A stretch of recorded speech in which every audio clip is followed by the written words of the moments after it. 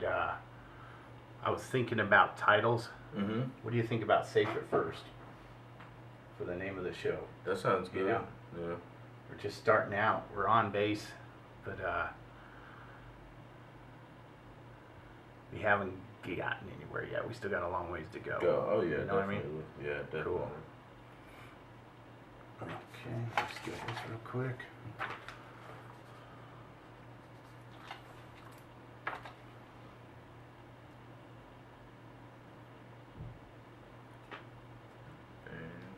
All right. All right. You're listening to Catch the Crave Radio. Radio provided at Central Texas College's radio and television broadcasting program.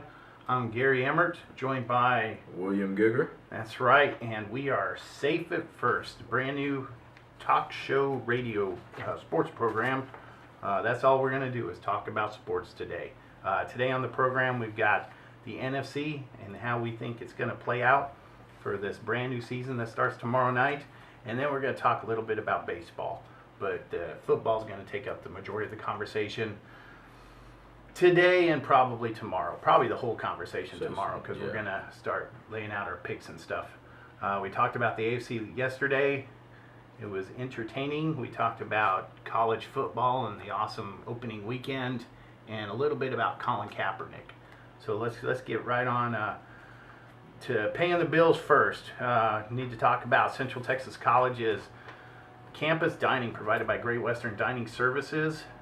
They are open Monday through Friday. Breakfast is at 7 a.m. to 10:30 a.m. Lunch is at 11 a.m. to 2 p.m. and dinner's from 4:30 to 6. On today's menu, we've got pepperoni pasta bake, chicken parmesan, garlic red potatoes, cream spinach, mixed vegetables, vegetarian dish, hot rolls, dessert variety, and a salad bar. Sounds really good. That's for the dinner menu. Excuse me. Good. Yeah, it does. Oh, and check out the lunch menu for today. Roasted Dijon pork, Swedish meatballs, rice and gravy, fried okra, mixed vegetables, the vegetarian casserole, which is really good over there. Of course, the salad bar is pretty much endless, and then hot rolls. So once again, they're open for lunch from 11 a.m. to 2 p.m. and then they're open again dinner from 4:30 to 6. If you have any questions, there's a point of contact. His name's Shane Odom. Great dude. His phone number is 254-526-1523. So let's get on to the topic at hand today. We're going to talk about the National Football Conference and the National Football League. My favorite conference. That's right. That's right. Yesterday, I think we made a mistake by starting with the West. The sun comes up in the East, so I think we need to start with the NFC East. Okay. Okay. The Dallas Cowboys. They're the most intriguing team in this this division every year. You think so? Oh yeah, yeah. Well, I think it's not intriguing like they're good. It's intriguing like they're always a great story. They're always a great story. I personally like to talk about how bad I think they're going to do because I just don't like the Cowboys. Yeah, yeah, and it's evident that this might be a horrible season because Tony Romo got hurt again. Well, that's been the last couple years. Yeah. He's gotten hurt, and they're really riding high on Dak Prescott. Personally, you've done what you've done against second and third string defenses. Yeah. Now you have to show me what you can do against starting defenses in the regular season. Not only that, but they're so high on Ezekiel Elliott right now. Oh, I was going to ask you about him. Yeah. He hasn't taken a snap in the NFL yet. No. Not one snap. No. So.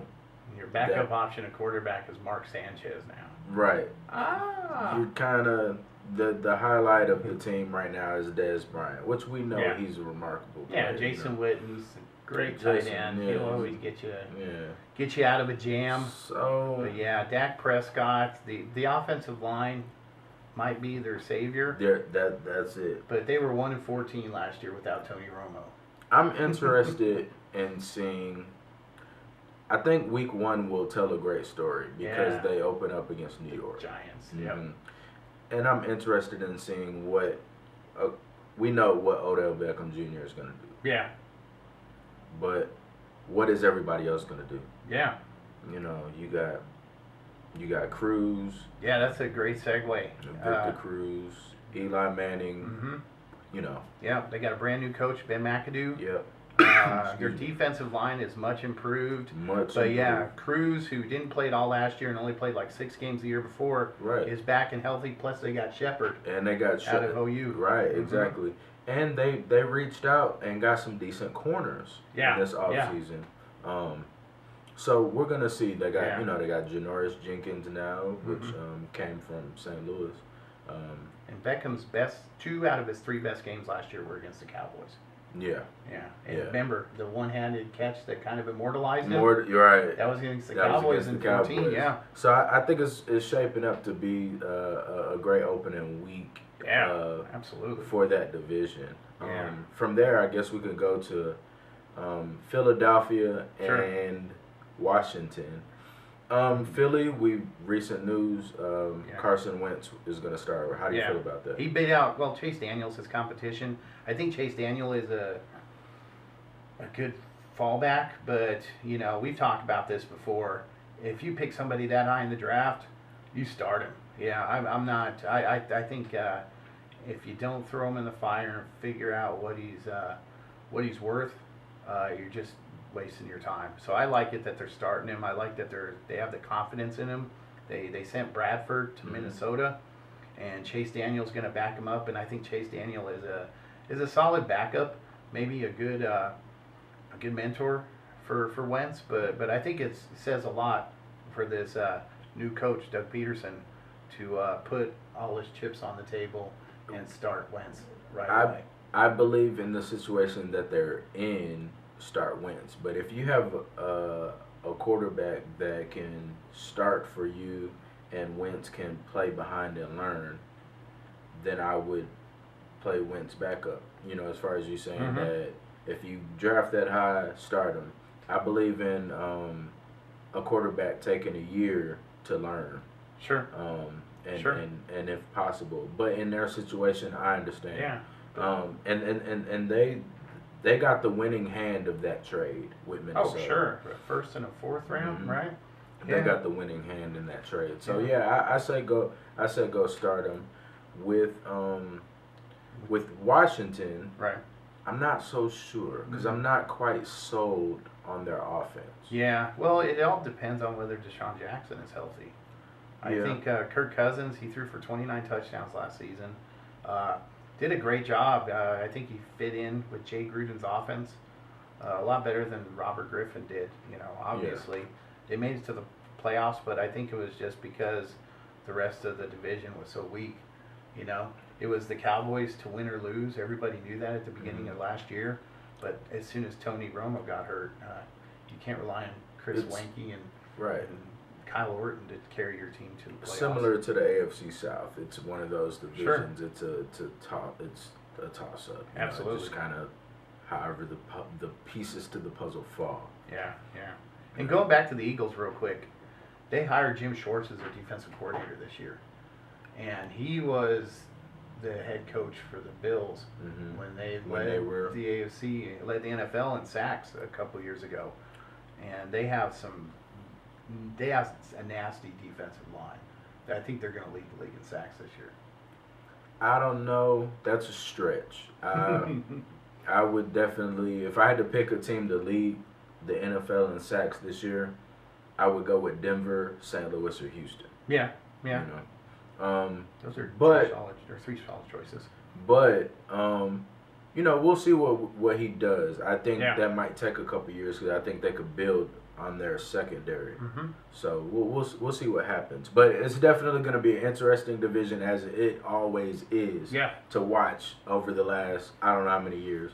Definitely going to be an interesting division. All the way to the end. Fun division. Always. You're definitely on edge with that division to the end of the season. And if you look at it, I think all 4 teams have won the division at one point or another in the last 5 or 6 years. But you can't say that really about any of the other divisions in football. So let's move on to the NFC North. Okay. All right. Start at the top as far as I'm concerned. The Green Bay Packers. Jordy Nelson is back. He's questionable for Sunday, Mhm. but it sounds optimistic listening to reports from both McCarthy and also from Jordy himself. Whenever Aaron Rodgers is your quarterback, you, regardless of what wide receivers you Yeah. have a chance to win. Oh yeah, Whenever Aaron Yeah. Rodgers, you like you said, Jordy Nelson is back. mm-hmm. Eddie Lacy Oh, I was gonna looks say that, yeah. slim and healthy. He's moving. Well, he came on strong at the end of last year, and Yeah, I he think did. Rodgers needs that solid And option of the running game. running to- game, to- and he lost some weight to work Yeah. on his speed and Yeah, stuff. he And was got looking stronger. kind of fat and sloppy. Looking Yeah. like the donut man. a little bit, Exactly. you know. So, but no, they definitely they're the team to beat in the division to me, especially Oh with yeah. especially with Teddy Bridgewater going down in Yeah, Minnesota. that was nasty. Yeah, that injury. They bring in Sam Bradford. They already have Sean Hill.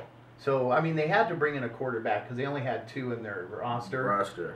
Sean Hill is the backup, of course, to Bridgewater. Bridgewater is done for the year.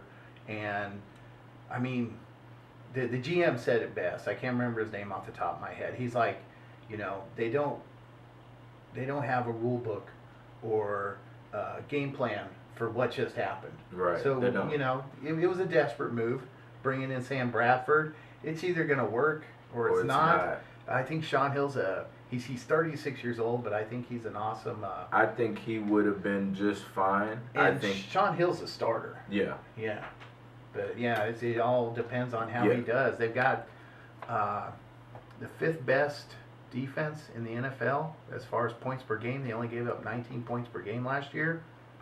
So if the defense can keep doing that, And the run, you have the run yeah, game with you got Adrian Peterson. Yeah. And with Adrian Peterson, you always have a chance to be in the game. Right on. But I don't think in today's league a running game guarantees you a win. No, yeah. Especially if you're lopsided with the Yeah. running game. Because we see these teams now put up numbers, Mm-hmm. and that run game takes a toll.